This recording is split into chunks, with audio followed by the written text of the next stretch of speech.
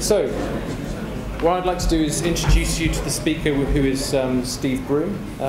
Steve Broome is the Director of Research at the RSA and leads the Connected Communities Programme.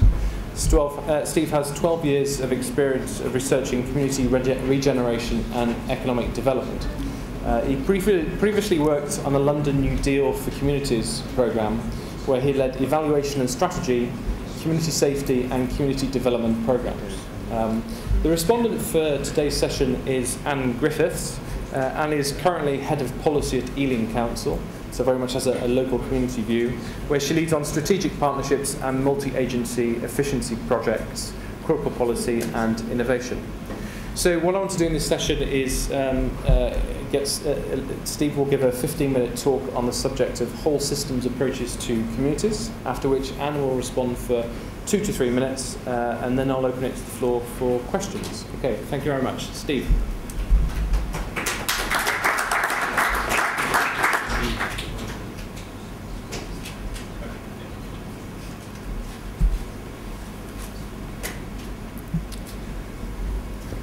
Thank you, everyone. Thanks for sticking with it. I gather some of you have been here since breakfast talking about complexity, so you've done very well to get to this point.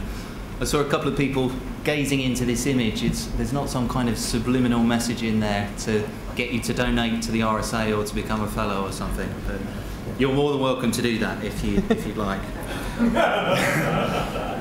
So, very quickly about the RSA. As some of you are probably fellows, so thank you for your support and involvement. Very broadly, we're a think and do tank. We work across idea development and kind of operationalisation of those ideas across public service reform, drugs and prisons, communities, enterprise, arts and design and education. More and more our work is supported and delivered by fellows, 27,000 strong fellowship, about 90% of which is UK based. If you are interested in becoming a fellow, do feel free to contact me. So what I want to talk to you about today is to just give you a top line on our Connected Communities programme, and to give you a trot through, it will be I'm afraid, of two of our action research programs that use complex systems ideas. So, and that's numbers 2 and 4 highlighted there. So broadly, what are we doing? We have a multi-year, multi-site longitudinal study on social network approaches to mental well-being and social inclusion. And when I talk about social networks, I mean real-world, face-to-face relationships and exchange rather than virtual connections on Facebook and the like. We're doing some work with Blackburn with Darwin Council in the northwest, mapping social assets and health profiles to look at how we can grow those into social or other enterprises that meet local needs. I'll talk to you about that in a bit more detail. We're working with the London Borough of Newham on individual and aggregate approaches, community approaches to resilience. And we do a lot of work on substance misuse, which uses a complex systems idea. And very shortly, in 2 weeks, we are about to become one of the, as part of a consortium, one of the providers on one of the national payment by results pilots in West Kent. So it's very exciting for us to be able to put those ideas into practice at scale. So Greg asked me to give you a top line on, what does complexity mean to us? Why are we interested in it? And I apologise in advance for this gross oversimplification. So please try and avoid bristling in your seats as I talk about this. But I suppose on the traditional side, to call it that, we take mostly a deficit view and follow that through in quite a linear way. And I think too often our kind of sole view of particularly disadvantaged individuals and communities is deficit-based, almost kind of pathologising people and communities in that they require some kind of professional top-down treatment through professionals whose sole kind of remit is to deliver specific targets. So complexity to us prompts us to consider people and places in the round, not just deficits, but more importantly, assets, and critically the relationships between people and organisations, and the consequences of those relationships or lack thereof. It prompts us, I suppose, to consider not just the impacts within a particular policy domain, but how one policy domain impacts on and is impacted by other policy domains. And I'll come back to this point when I wrap up. And I think it also, as I've got there, encourages us to think not just about our narrow outcomes, but how we can foster the right kinds of conditions to generate network effects, emergent outcomes, ripples from our initial investment. So why are we interested in this? In considering what kind of public services we need in the future, our 2020 Public Services Hub put forward this idea of socially productive services, and by that they meant, rather than a thin transactional relationship between provider and recipient of a public service,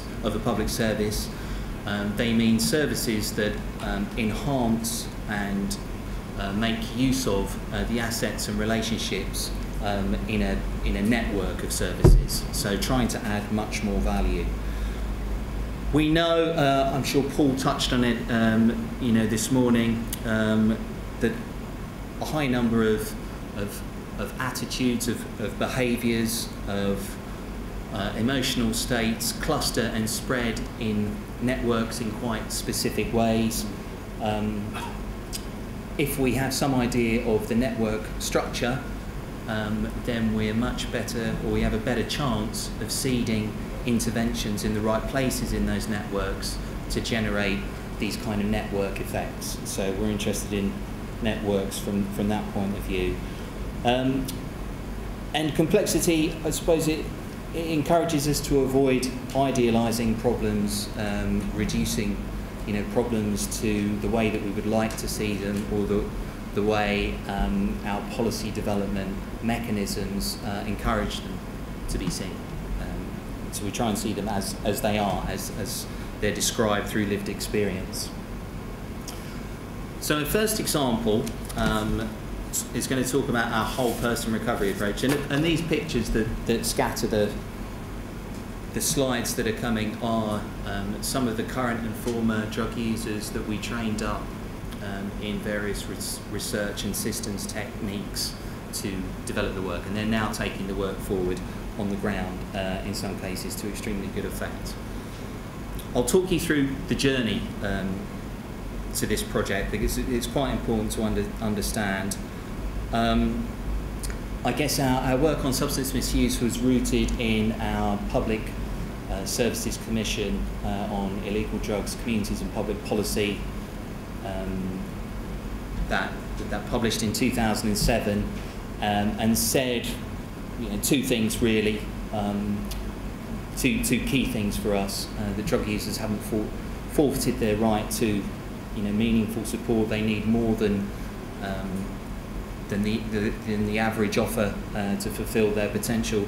And the question then becomes for us is, how can we provide that support, and what can we expect in terms of a state solution, and what can we mobilise in terms of a complementary big society solution, to call it that.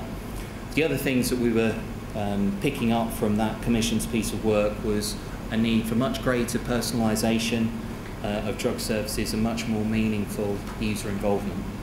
And these ideas are very important to a complexity approach. What were we trying to do? We were trying to build methods of recovery, a model of recovery in a big society in austerity, so a pretty tough ask. The new National Drug Strategy obviously has a much stronger emphasis on recovery, but broadly there's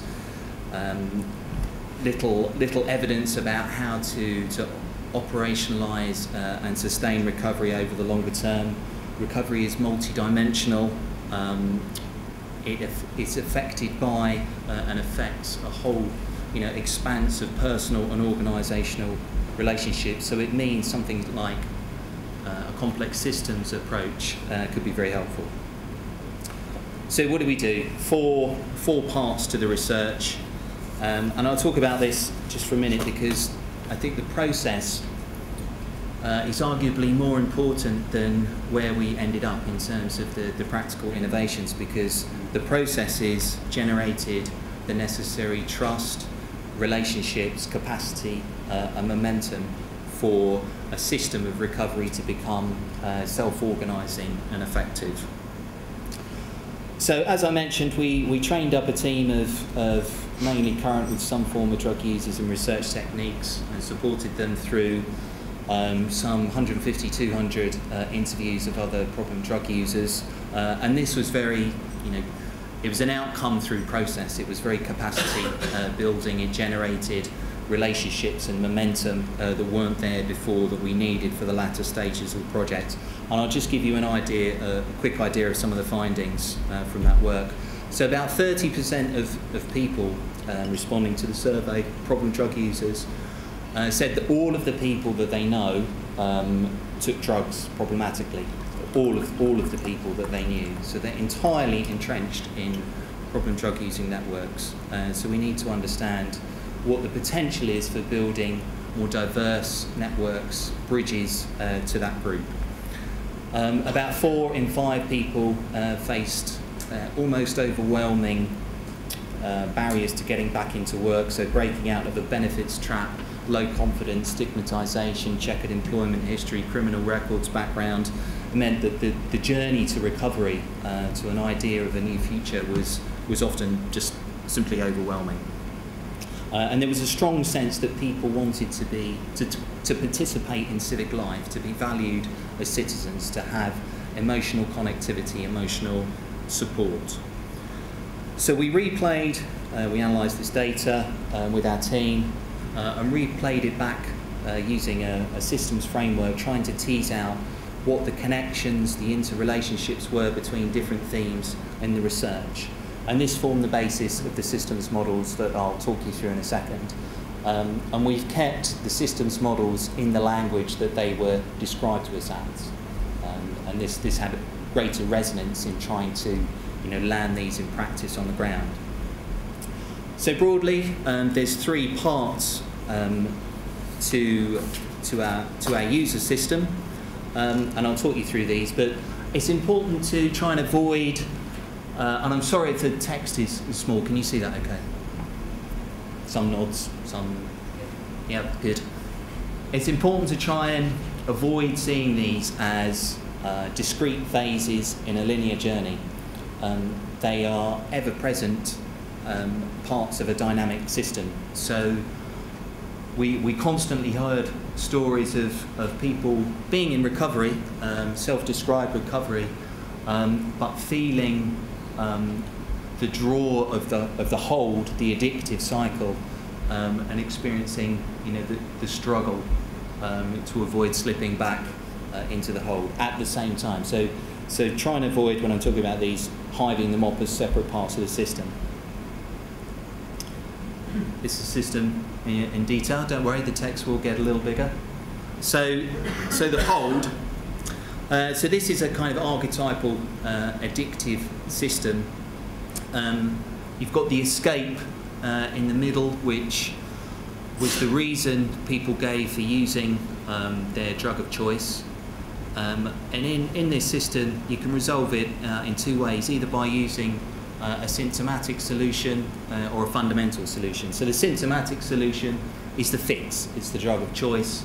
The fundamental solution is the desire, ultimately, to get clean. And what's happening in this system is the stronger the escape, the stronger the fix, the stronger the buzz from taking the drug, and the weaker the desire to get clean. So what we're looking for here is ways to disrupt this positive reinforcing system.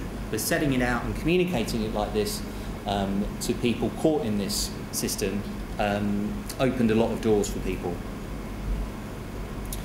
So the struggle really kind of oscillates around this decision to recover.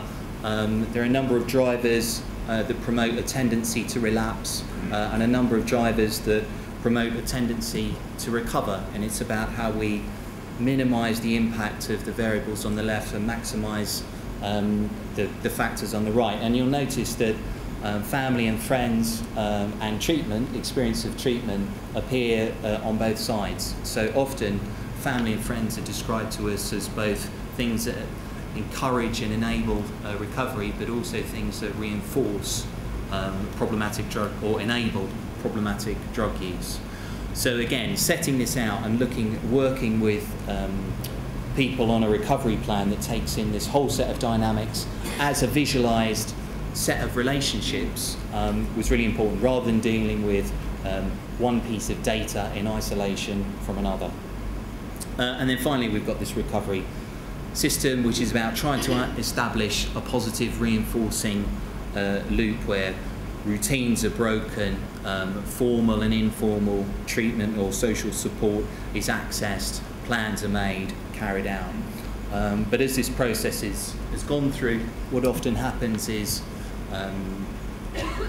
issues from the past or other things that were suppressed through self-medication, through problem drug use, re-emerge. So it slows this process of recovery down.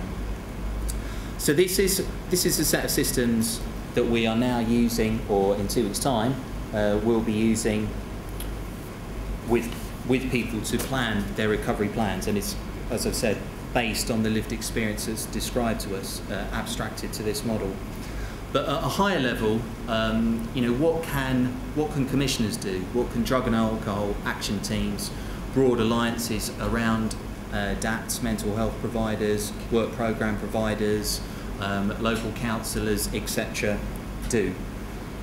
If the inner set of circles is the set of things that recovering individuals need to participate in, so essentially growing their recovery capital, finding ways to participate in civic life, then the commissioning system needs to build a conducive environment for that person exiting structured treatment and going into and trying to establish social and economic inclusion, and that's the role of those outer grey circles. But until this kind of latest round of tendered services that we're seeing across the country, that bridge from structured treatment to wider social and economic inclusion is simply not being considered. So how does this approach add value? It fits substance misuse that's dynamically, generatively, and socially complex. And by that I mean, cause and effect being far apart in space and time, a future that appears unpredictable or uncertain, and socially complex meaning stakeholders have very different assumptions, values, sought outcomes, which is certainly the case in substance misuse. It's quite a polarised debate often between a harm reduction and an abstinence approach. So a complex system helps us to organise these factors and lay them out visually. Okay, I think I'll quickly move through to the second example. This is based on work that we're doing in Blackburn with the local authority, the college, and a number of community stakeholders. And why are we interested in it? What we're interested in doing is mapping local relationships and assets and the consequences of relationships to tap into the hidden wealth in communities. What are the latent assets that can be encouraged to be more socially co-productive. And there might be an issue, or there is an issue certainly, about cause and effect, but generally areas that have higher social capital have better health, education, community governance, etc. outcomes.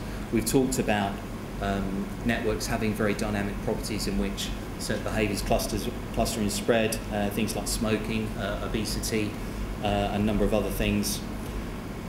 It's an approach that I think fits times of austerity. It limits, pouring on a new architecture, a new infrastructure on top of an existing informal community infrastructure that is then marginalised and decays, and could even take up, a competitive position to a regeneration scheme, for example. and it's very asset-based. So what is this? It's not a graphic from Big Brother or something. It's actually a picture of New Cross Gate. So all of the little squares that you can see there represent some kind of person, organisation or place in New Cross Gate, and all the lines that you can see represent some kind of exchange or interaction between the people here. And what is really interesting is who is where and to what consequence in this diagram. You might expect the kind of machinery of change, if you want to call it that, the local council, the local regeneration scheme, councillors, etc., to be right in the middle of this core periphery structure, right in the middle of the blue pupil, driving change, using its dense connections to draw down intelligence and translate that into action.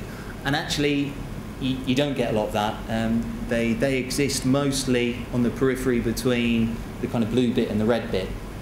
And what's at the heart of the network are active parents at the school gate, the quiz master at the local pub, the person that helps people cross the road outside the local primary school. All of these informal community activists who are driving some kind of set of connections and exchanges in the area. So we want to understand this, so we can understand how we can use this network structure to local people's advantage. And this is what we're looking for in our work in Blackburn. What we're trying to do, we're mapping health profiles and health needs. We're mapping demographic information, and we're mapping business skills, event management skills, organisational skills, with a view to trying to bring together people with redundant, with latent sets of complementary skills to address sets of local issues, health issues that exist in this particular community. So the red people might be people who are individually receiving a personal budget through adult social care provision, have a similar set of health needs. The green people might be underemployed or unemployed, but have good links to social networks, social media intelligence, the local council, perhaps even access to funding, or if they have assets they can leverage to get funding together. And what we're looking to do is to bring these kind of latent change makers together and on the one hand, to create a local market to incentivise and enable people to come together and make use of their assets, perhaps brokered by some kind of hub, might be a local authority through a set of personalised budgets, but it might be another mechanism. And what this means is there's a role for a kind of new public servant. He or she is not a kind of contract manager. They are a network weaver. They are a mapper, an enabler, and a realiser of local assets. They manage and have a good assessment of risk and where kind of risk can be better understood and more collectively managed. And at the moment, in these projects, RSA has had that kind of honest broker, catalyst role, and it's very good for us because we get all the hawthorn, the research and project effects.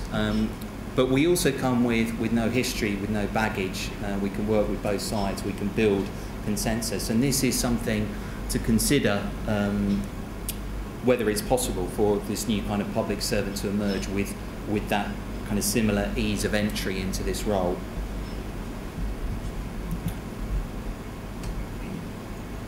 So apologies for the animation. So how this adds value? I think we've had limited success with area-based initiatives and redistribution through kind of tax and spend, and this gives us an alternative way to go about local growth. It gives us a way of thinking about co-production, of blurring the boundaries between state, citizens and communities, and working with rather than crowding out the efforts of families and friends. And it enables a shared value approach. So what I mean by that is, rather than businesses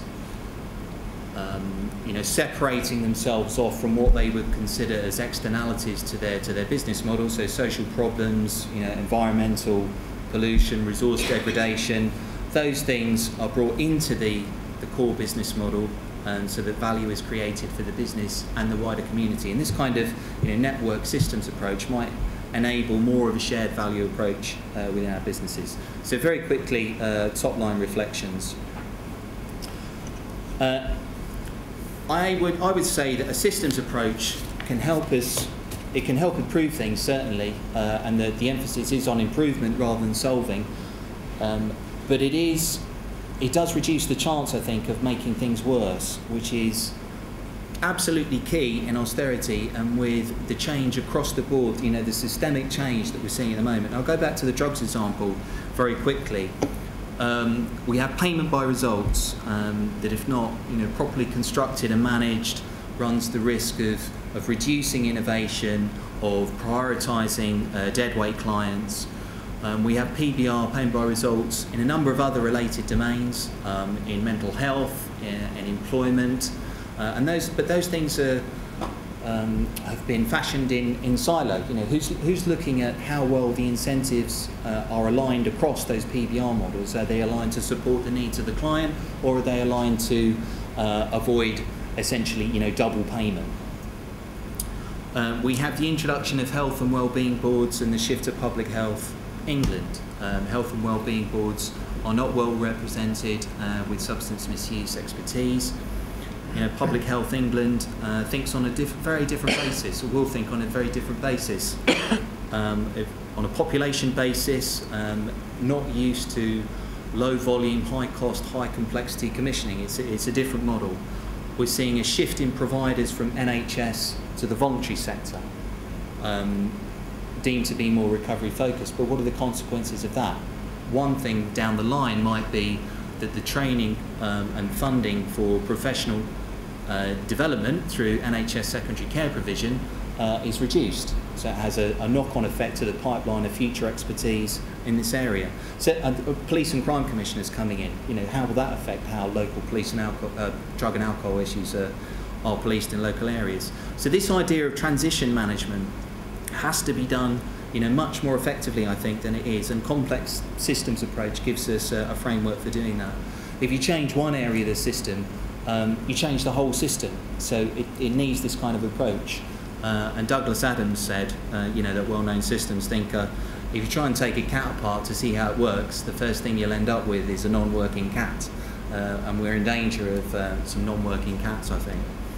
And I just finished, last point, with perhaps a personal reflection, in that complexity is difficult. Complexity can give you a complex, and I think a personal reflection might be that in some ways I feel kind of less capable and knowledgeable than I used to, but perhaps my sense of I feel more confident in my reduced sense of capability being more effective, and that's through taking a complex systems approach. So thank you.